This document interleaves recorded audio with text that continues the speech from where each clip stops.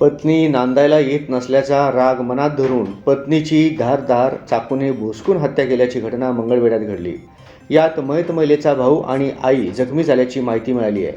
ही घटना मंगळवारी दिनांक 27 रोजी दुपारी 3च्या सुमारास घडली।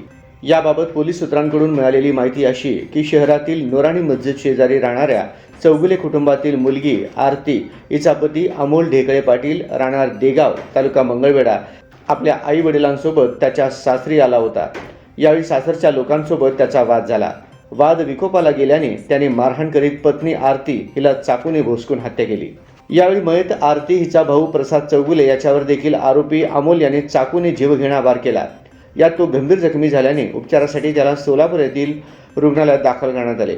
तसेच आई बायडबाई हिला देखील जखमी केले। आरती हिचे वडील आबा चौगुले हे मुंबईत राहत असून ह्या घटनेची खबर त्यांना देण्यात आली आहे। घटनास्थळी उपविभागीय